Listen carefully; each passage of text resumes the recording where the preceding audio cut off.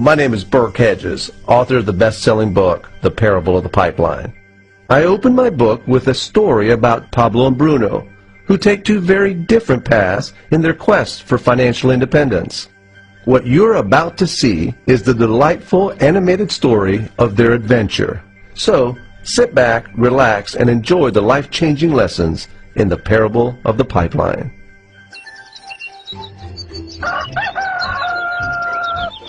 Far away, in a small village, near a beautiful valley, lived two friends, Pablo and Bruno. They were both young and dreamed of a better life for themselves. They'd often discuss their dreams about how they would become the most successful men in the village. They weren't afraid of hard work, and they searched for opportunities to help realize their goals and achieve their dreams. One day, an opportunity presented itself.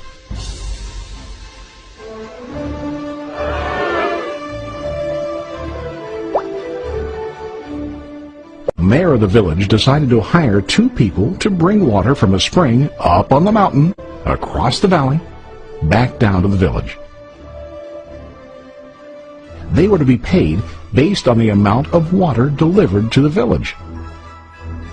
Bruno and Pablo enthusiastically got to work. Every day, from morning till evening, they carried buckets to and from the spring. They worked hard, carrying water to the village. In the evening, they'd return home with their day's wages.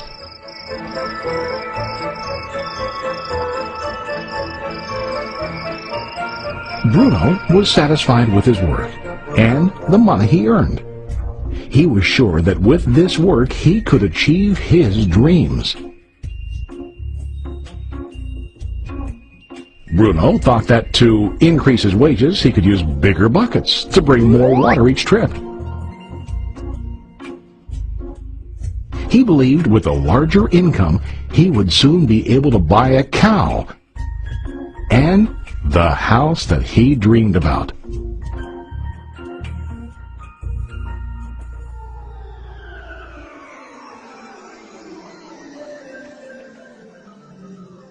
Now Pablo was not satisfied. At the end of the day, his back and hands ached, and he was exhausted.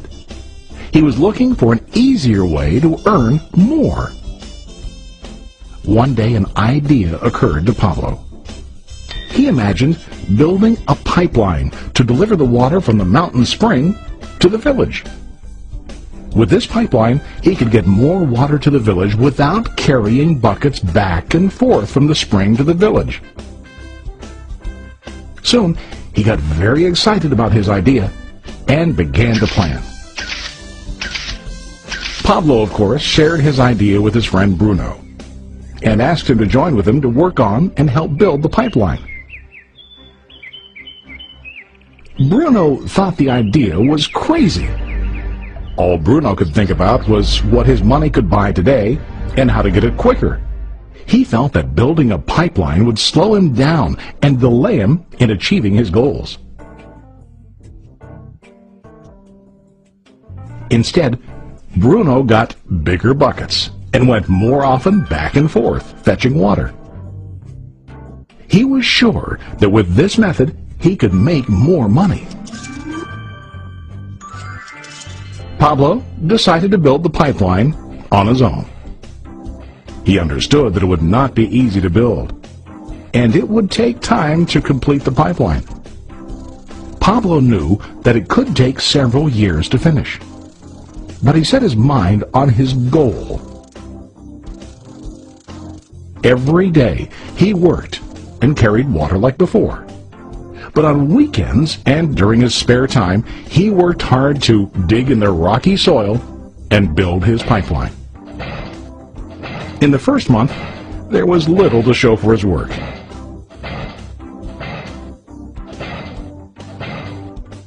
Bruno and the villagers laughed and teased him. They called him Pablo the Pipeline Man. During this time, Bruno's income doubled. He already bought a cow and a bigger house. His lifestyle changed. He now spent time after work in the bar, enjoying his hard-earned wages from delivering water.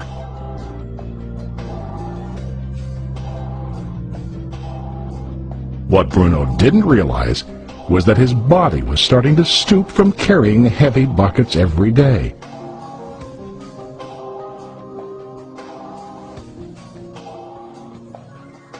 His face looked worn and his body tired.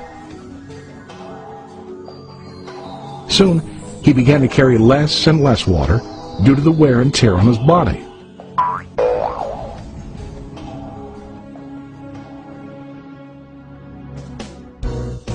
Month after month, Pablo worked.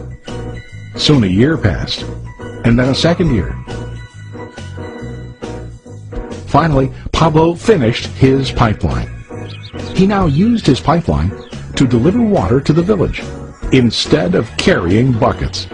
Pablo was now earning more money than ever before. The water continued flowing to the village, while Pablo wasn't working. While he slept and ate, the water flowed.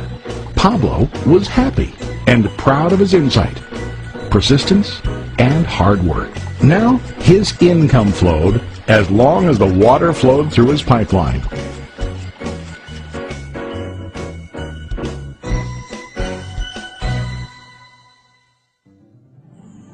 The story of Bruno and Pablo is a reflection of life. Their jobs symbolize what most people do to earn money. Bruno gets his money using buckets. He goes back and forth, carrying his buckets from the spring to the village in exchange for money. To increase his income, he either has to go more frequently to the spring or to use larger buckets. It's common in real life to increase our income by working harder. For example, working overtime or getting a second job. We also increase the size of our buckets by accepting a higher paying position, which often includes spending more time on the job. Most of us exchange time for money like Bruno. We know that every person has only 24 hours in the day and that it's not possible to use all our time to work. The most difficult time comes when we can no longer exchange time for money due to age, health, or other reasons. Then, our income stops. Now let's review what Pablo did. Very wisely, Pablo did not exchange all of his time for limited income, but he used some of his time to build a pipeline. He knew that the pipeline would bring ongoing income as long as the water flowed. An ongoing income that multiplied the time he worked each day. Pablo knew that someday, maybe because of age or health, he would no longer be able to exchange his available time for money. Pablo knew that if he could make his idea of a pipeline work, then he only has to do the hard work of building the pipeline.